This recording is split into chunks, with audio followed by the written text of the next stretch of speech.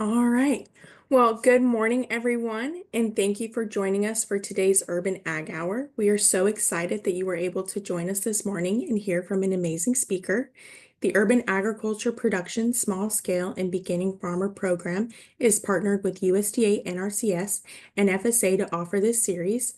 And today we will hear from Rachel Opio, who is the owner of Little Lighthouse Farms. I will now hand it over to you, Rachel, and let you take it over from here. Let me get your presentation.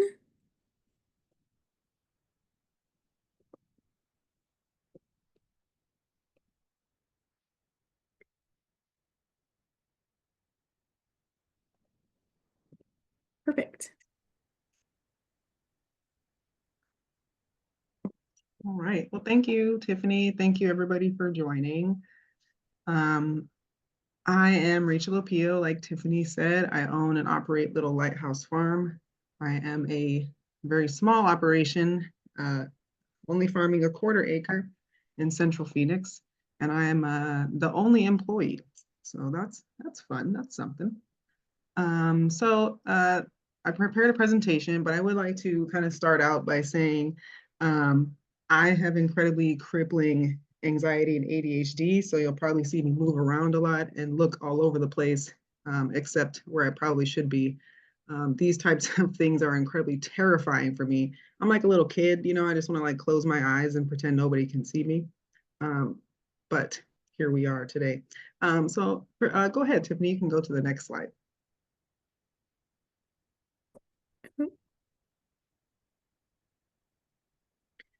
So this morning, I'm just going to talk about, I'll begin by introducing myself, which I already did. I'll share my journey into farming. I'll dive into the principles that guide regenerative agriculture and how I apply them on my farm.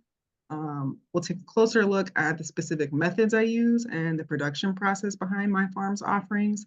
I'll share some of the challenges I've faced, particularly living and farming in the desert, especially in an urban environment, and how I've overcome them. And the heart of this presentation is truly the impact that Little Lighthouse Farm has on my community and how food sovereignty is an essential part of our future. And then finally, we'll look ahead to see what's next for my small but mighty farm with a little Q&A. And yeah, happy to share any thoughts or answer any questions. So you can move to the next slide.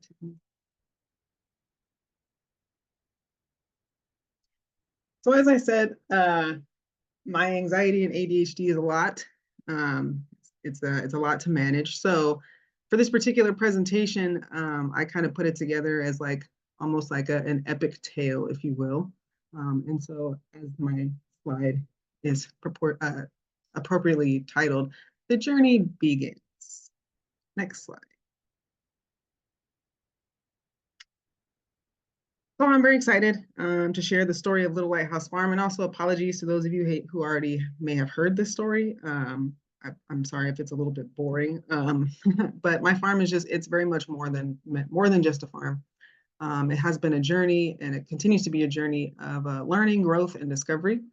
And so what started out as a very simple idea to grow food, not just for my family, but for my neighbors, has evolved into a much greater mission to restore the land and feed my community. So let me take you through those twists and turns of this adventure. Next slide. And that's a nice little picture of my little farm. Next slide.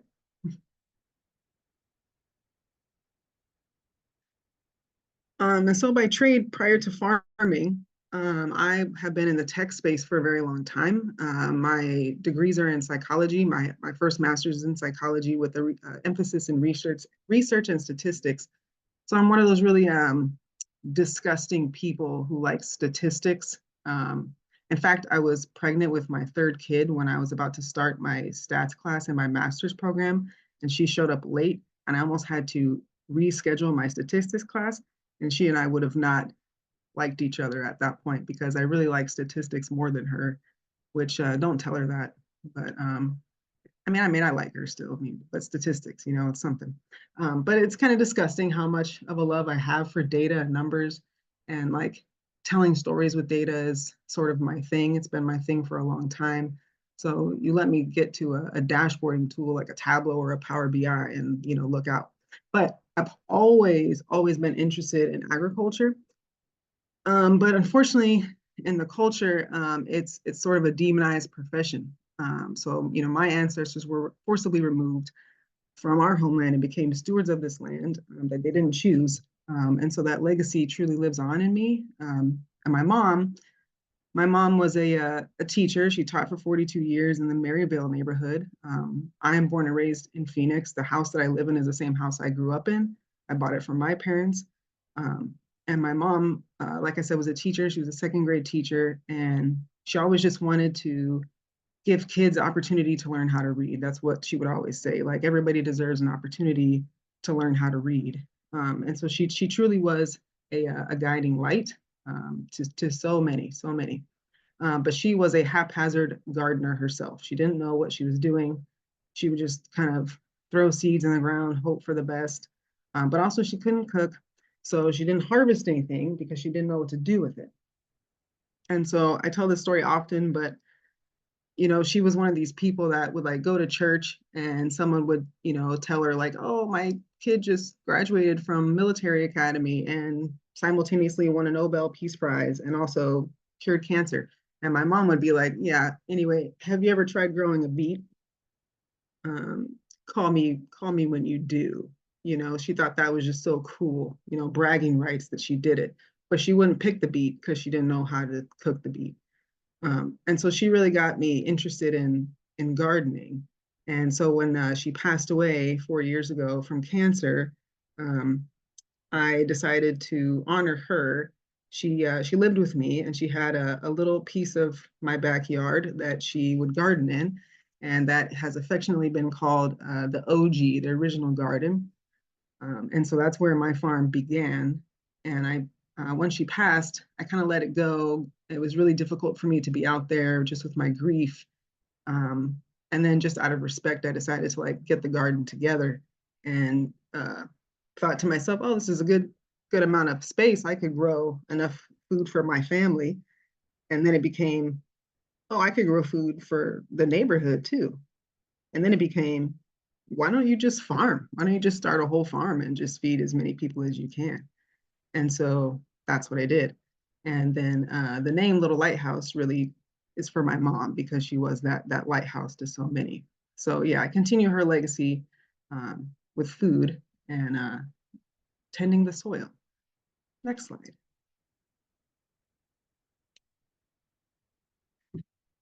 So along the way, I have met many amazing people, farmers, educators, and food sovereignty advocates, all with a very similar vision.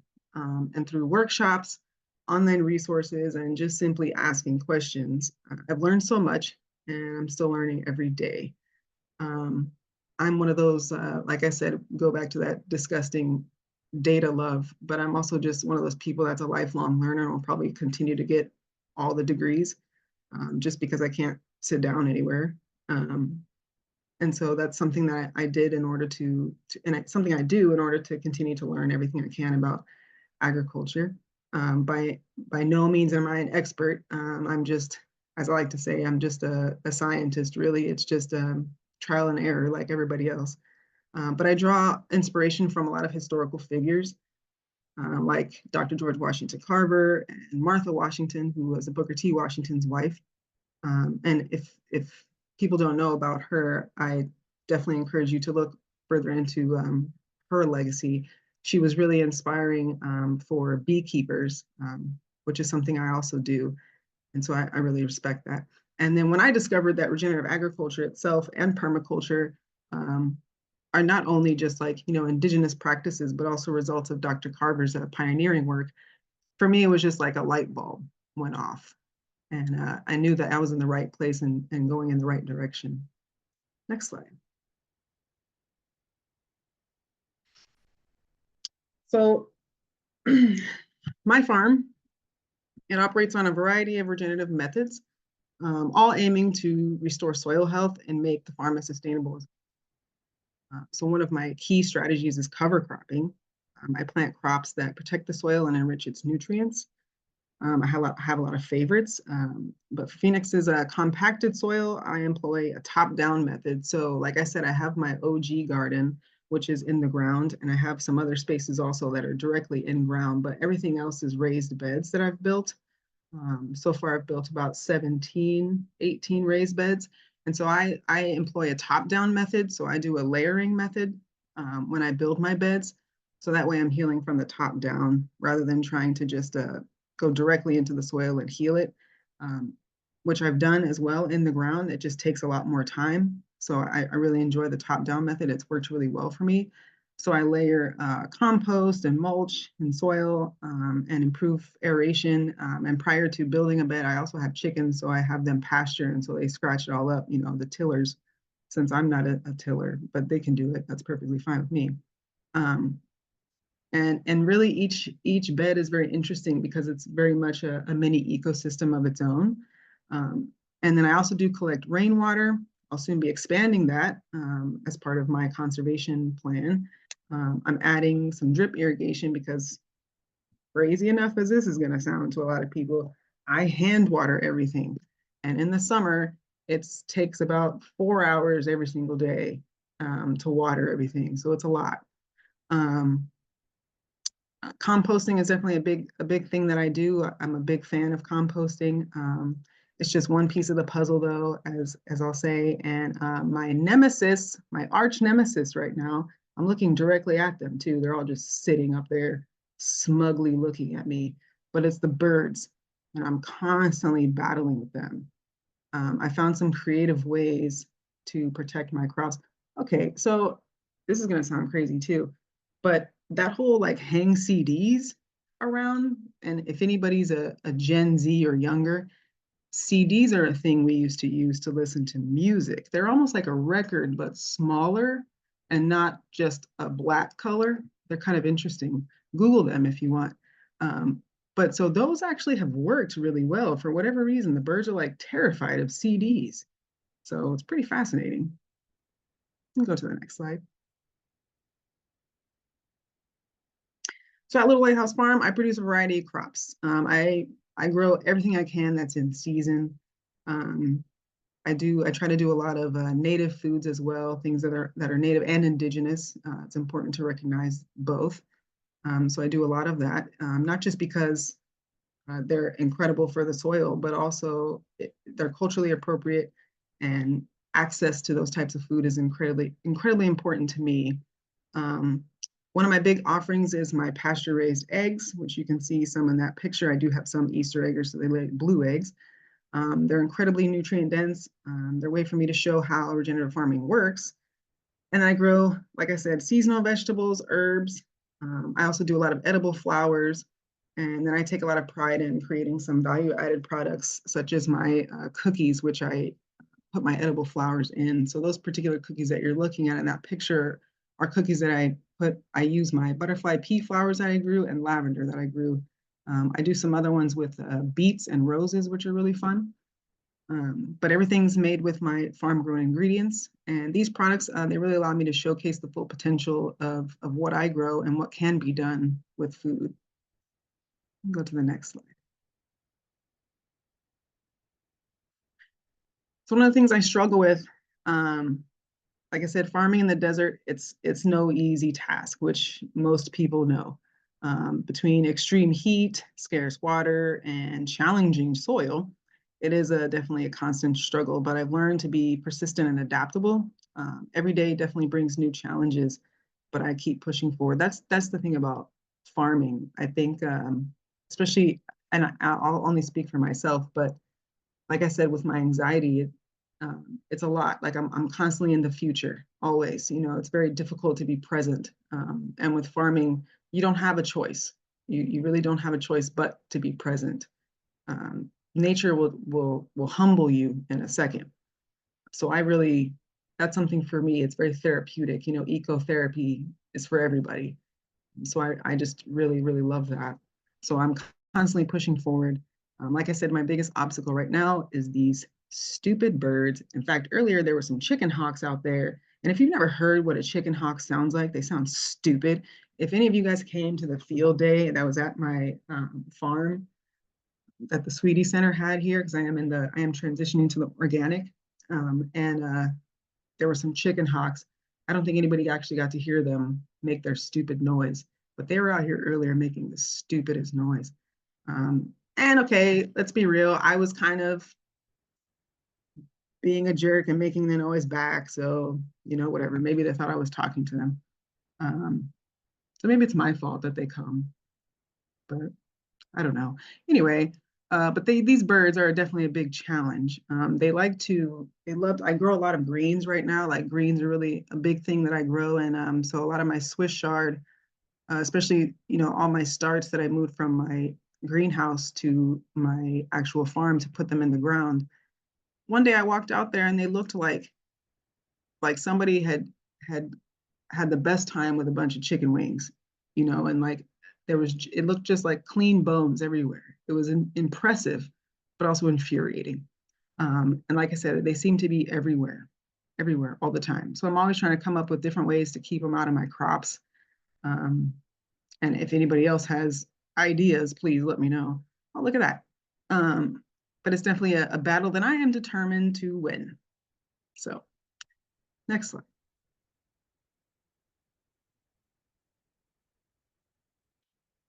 My mission isn't really just about farming. It's truly about feeding the community, particularly those who don't always have access to fresh and healthy food. So I am very much proud to accept SNAP, participate in the WIC and Senior Food Nutrition Program.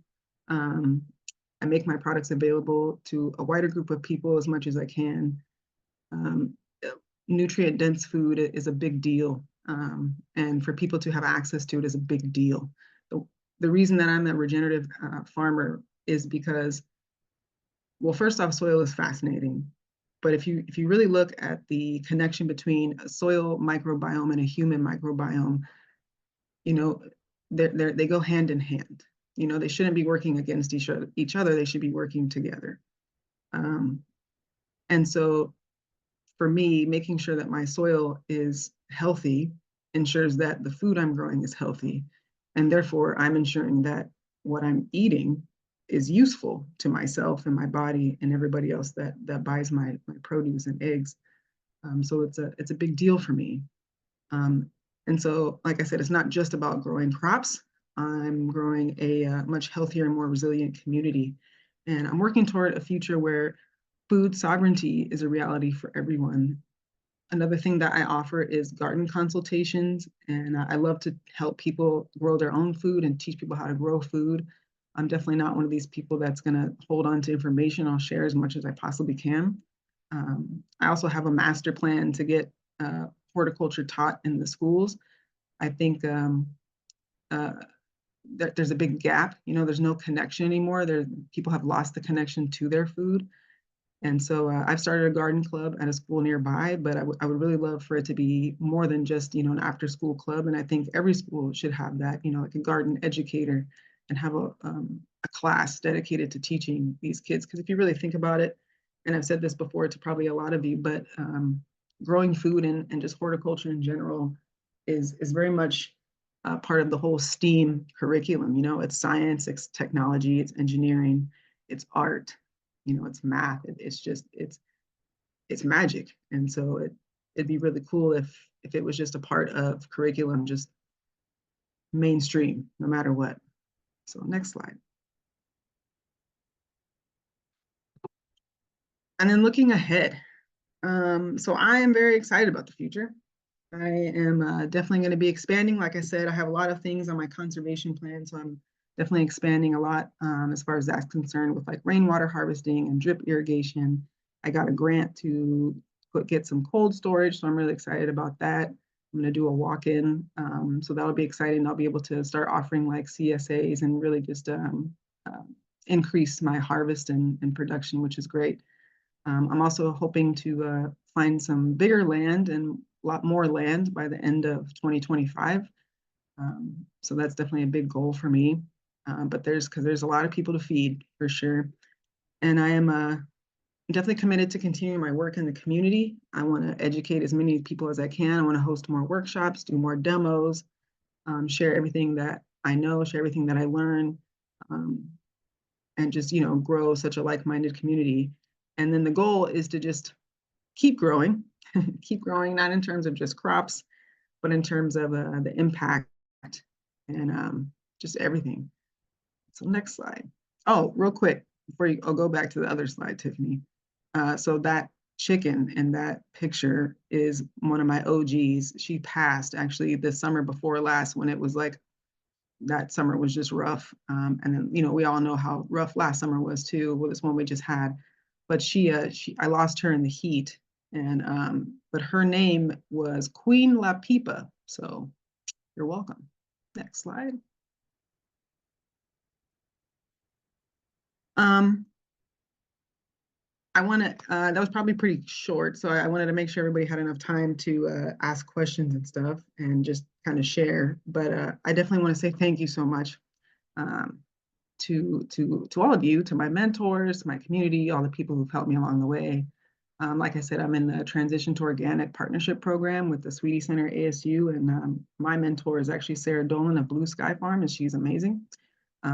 So my farm is definitely a reflection of the lessons that I've learned from my mom, people like Dr. George Washington Carver, and from the land itself, right? The land itself teaches lessons constantly. And I'm so excited for what's to come and grateful for the opportunity to share this journey with all of you guys. So I truly, truly appreciate it. Thank you so much. That picture is the entrance to my farm, the gate on my house. And that art was actually, that's a logo I designed. Don't get excited. I did not do that because I'm not that talented, but I did have a local artist come out and do that painting for me. So it's pretty cool. So yeah, thank you so much.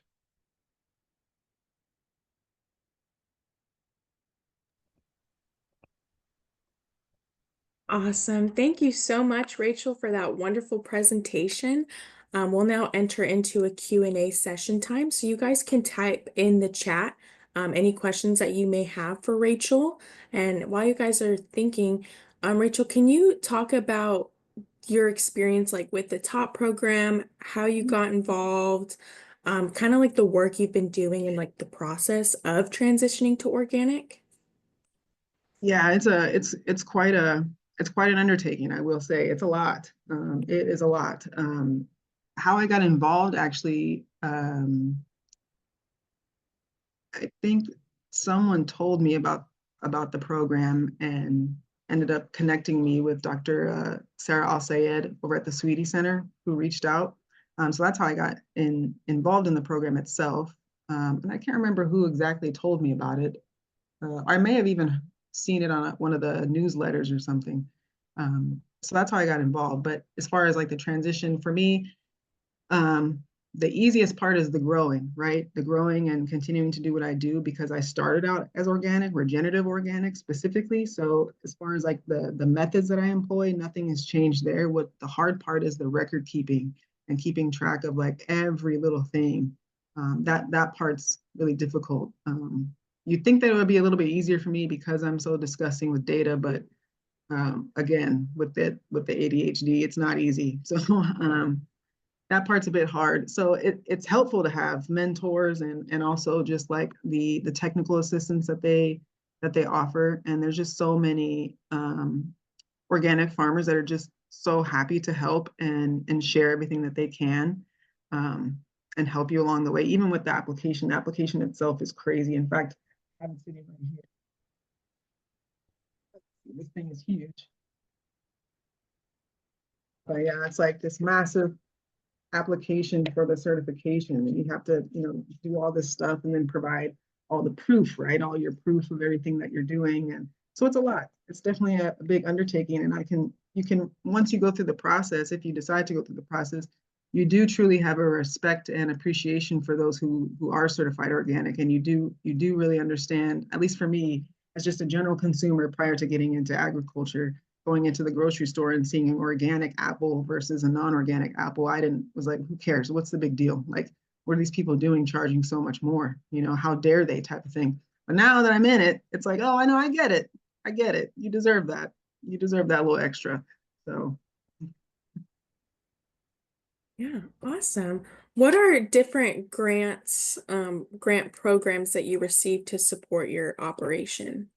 Sure. So I applied for a grant through the um, uh, AgWest Finance, AgWest Bank, AgWest Credit.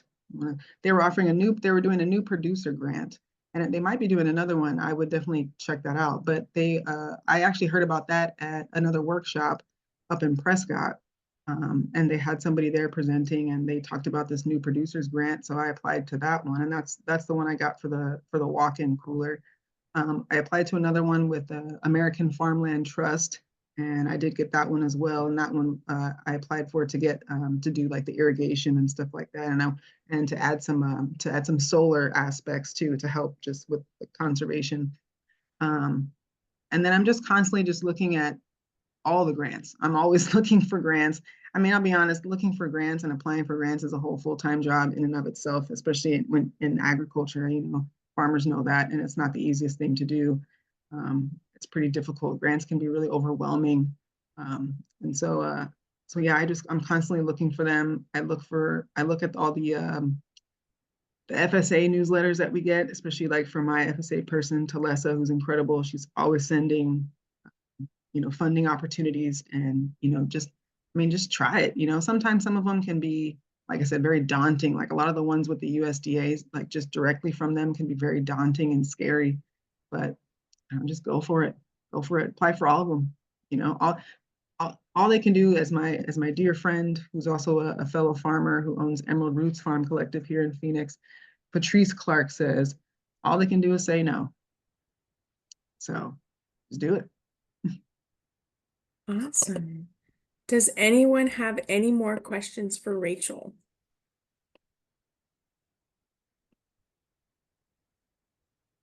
Rachel, when you apply for these grants, like, do you have a specific process that you have laid up for yourself that makes it easier for you to apply for them? No. I wish I had an answer, wish I had a better answer for that. No. Um, I mean, like I said, I'll keep it very real. Sometimes there's a lot of grants that I have not applied for just strictly because I don't understand what they're asking me. Like it's very convoluted. It's not clear enough. And if I ask for help, I might not get it, um, or it might not make any sense still. And I can tell when and I don't want to frustrate people, unfortunately. Like I sometimes I feel like I'm frustrating people with trying to get clarity, but I promise I'm not. I'm just trying to understand. So yeah, I wish I had like some easy template. I will say um, all these like chat GPT AIs that will help write stuff can be your best friend. Um, you can definitely like put stuff in there with the grant and say, this is what you're trying to do. This is what you're trying to say. This is how you're trying to convey it. And that will definitely help a lot. But yeah, I wish I had a good answer for that. That's it. It's a I process. Do you have a farm tour scheduled anytime soon? don't. I probably will do one probably in the beginning of the year, probably get through the holidays first. Hmm. Um, yeah, so probably maybe like end of January. Okay. When you have like that scheduled, will you share that with us so we can share it Yeah, with everyone? yeah, for Awesome. sure. I love showing people my farm. I will say a lot of times I plan like an activity. So like when I had the top field day, I did have an activity and I did put people to work and made them plant some stuff. So like I said, I'm an operation of one, so I might take advantage of you. So just be ready. Yeah. With the top program, do you kind of constantly do farm tours with them and partner with them on that? No, that was the only one I've done as far as like the field day. Um, so far, yeah, but I could see more happening for sure. Awesome. And then another question is, will you be also like notifying people about any of like farm tours or field days through your website? Yeah, and social media probably more so. I'm trying to be better with social media. It's not. I'm such a like I said, if I could close my eyes and pretend like I was a kid, close my eyes, and so you guys couldn't see me, I would. But so social media is very it's a challenge for somebody who's very private and just wants to like find a corner. Uh, um, but but yeah, so I'm trying to get better at that. But I will definitely share that through social media for sure. Okay. And then, yeah, of course, share it with us, so Yeah, that way we can share it in like our newsletters and our social media as well to kind of yeah. help you on that part as well. Awesome. Does anybody have any more questions? And we did put your Instagram, the Oh Little yeah, Lighthouse Farm, in the yeah, chat as well. awesome. All right. I'm going to share a survey up on the screen.